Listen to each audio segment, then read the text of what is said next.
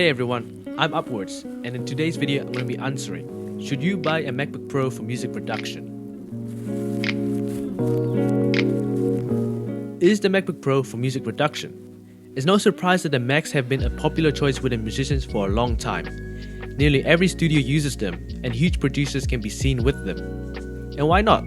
Apple has always been about making machines that match the music producer's lifestyle, especially the MacBook Pro. A portable machine that can do anything you need, and most importantly, is optimized for producing music from the get-go. I think it's time to discuss what buying a MacBook Pro in 2022 looks like. I made a review a few months back detailing what music production looked like with the M1 Pro MacBook at launch. I'll leave the link in the description so you can think of this video as a part 2. So it's time to put the MacBook Pro to the test to find out if it's right for music production. First up, let's take a look at Apple's lineup. At the low end, we have the M1 MacBook Pro starting at $1,300 with 8GB of RAM and 256GB of storage. In the middle is the 14-inch M1 Pro MacBook Pro with 60GB of RAM and 512GB of storage. And at the top end is the M1 Max 16-inch MacBook Pro at $3,500. That comes with 32GB of RAM, configurable to 64, and 1TB of storage, which is also configurable up to 8TB. For my test, I decided that using the base model 14-inch MacBook Pro is the best choice. It's right in the middle of the MacBook Pro lineup, and I think it will give most people a solid understanding of what a typical MacBook Pro is capable of.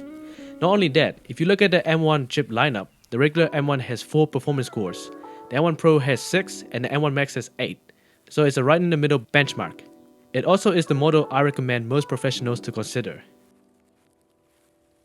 The first area we will be testing is performance. Arguably the most important area for any music producer, as this dictates your workflow.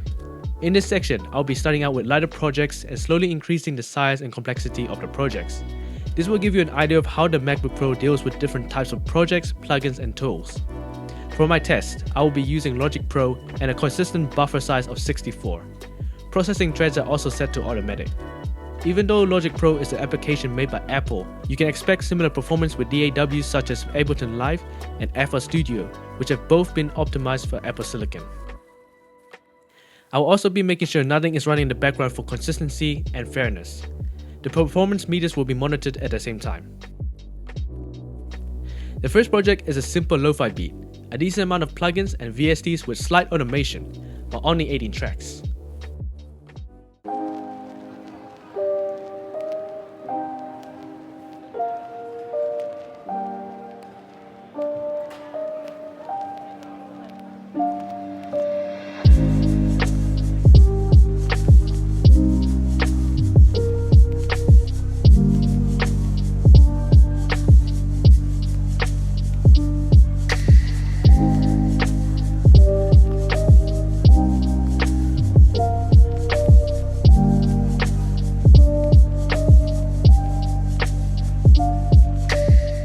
The MacBook Pro easily plays back this track with no problem. The second project is an EDM track with more instruments and a lot more audio files, with 65 tracks in total.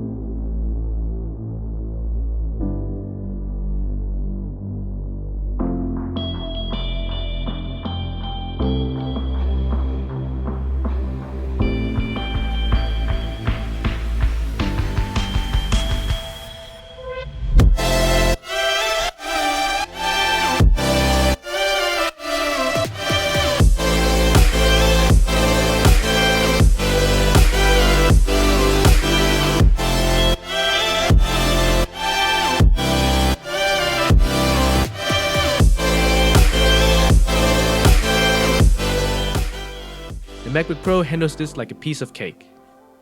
The next project is also EDM, but it's much more complex and advanced with vocal processing and about 100 tracks in total.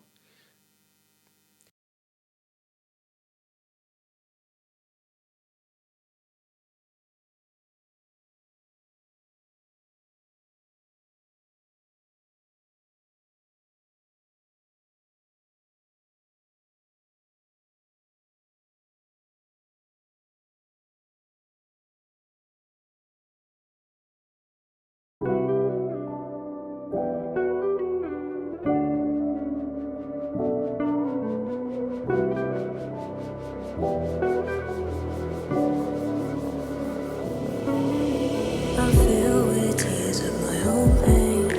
I wish they would leave, but I can't breathe without them. Wishing they'll leave. I'm scared that I'll break and damage. This love won't last forever. Though I'm trying to put the pieces together. This love won't fade forever. Holding by you, I'm hitting the brakes. I'm breaking down. I'm losing the way.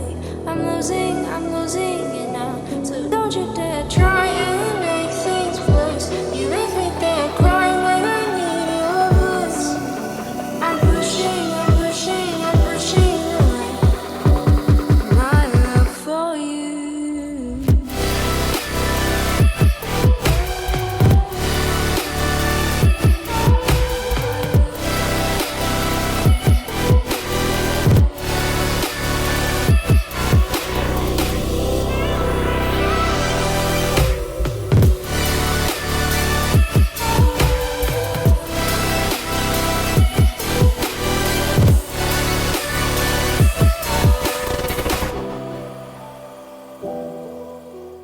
As you can see, this is also running smoothly with no hiccups or any issues.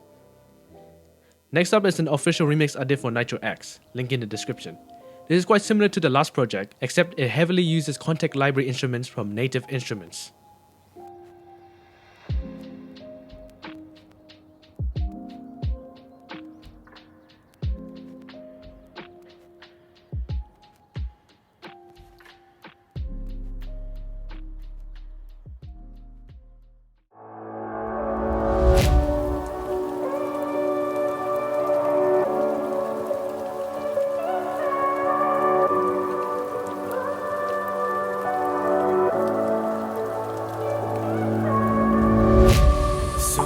Times I let go of what you give. I don't know why, but I keep chasing the opposite. I run and run after daydreams, out of breath, still chasing the wrong things. Watching life go by, I'm praying you just might give me one more chance.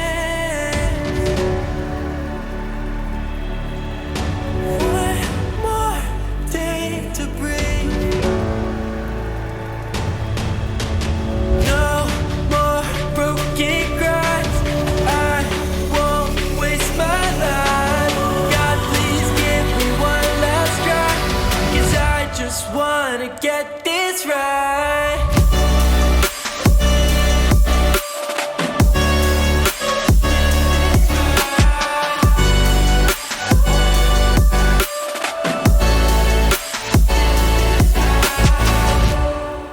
This also runs very smooth as you can see. The last project I will be testing is a piece I made for the soundtrack of a game my friend made called Wolf WW2. This piece incorporates more than 30 orchestral VSTs and intense pads which are super taxing on the CPU. The amount of tracks is almost 100 as well.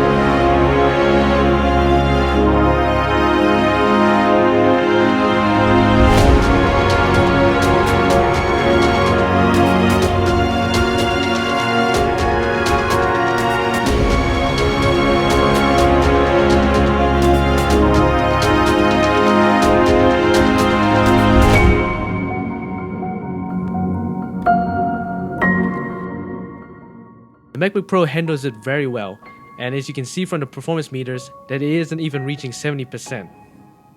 And just for fun, here's how that same project runs with every single app open in my dock, including Final Cut Pro.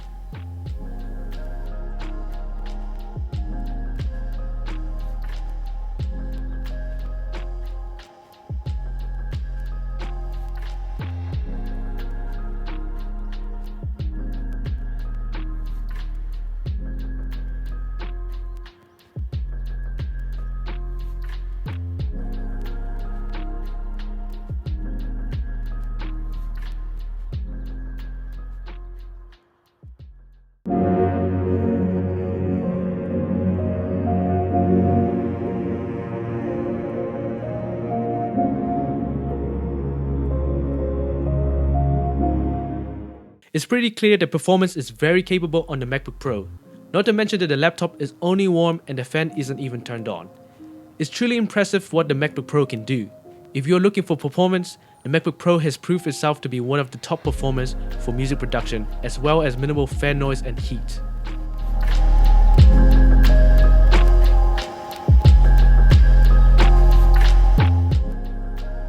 Outside of performance, how does the MacBook Pro fit into a music production workflow? As musicians and producers, being able to move around and travel is a big part of our jobs, making battery life and size an important factor. Being able to create on the go and produce in changing environments while being unplugged provides that extra spark of inspiration when you need it most. All of the new MacBook Pros are absolute battery beasts.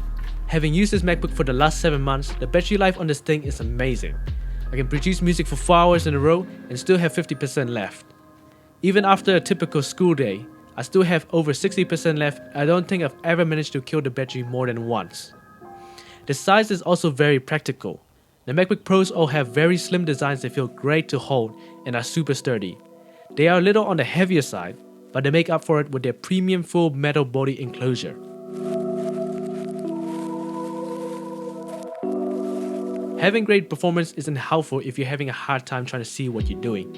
The new MacBook Pros don't have that issue with new 3K displays, mini LED technology, and ProMotion, which basically means a very high resolution, superb color, and ultra smooth motion on the new 14 and 16-inch MacBook Pros. For ports, on the left hand side, there are 2 Thunderbolt ports, MagSafe, and a high impedance headphone jack. On the right side, there is a HDMI port, 1 more Thunderbolt port, and an SD card reader. This is a solid choice of ports for most professionals and gives plenty of room for accessories. However, there aren't any USB-A ports, which if you're using older equipment, means that you'll need a dongle. Oh, and also, the M1 MacBook Pro only has 2 Thunderbolt ports, so watch out for that. The keyboard and trackpad are excellent and are pretty much what you would expect from a premium laptop. In fact, the trackpad would probably be best in class for any laptop out there. For the speakers and microphones, these are the best you can find in any laptop at this size. Musicians will really enjoy having great low end and awesome clarity in the high end. The microphones are also super clear and great for recording demos and ideas with. In fact, Huang also made a whole video using the MacBook Pro's microphones to record a whole song. I'll leave a link to it in the description.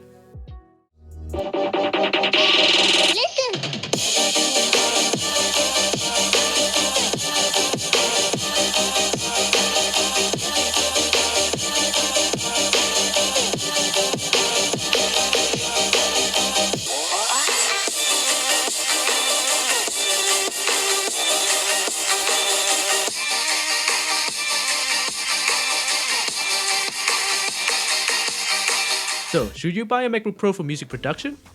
Yes. As I've demonstrated in my test, the performance is very impressive and capable of huge projects with plenty of headroom for years to come. None of the projects I ran managed to system overload, even with several heavy plugins running. RAM management wasn't an issue and loading projects are very quick.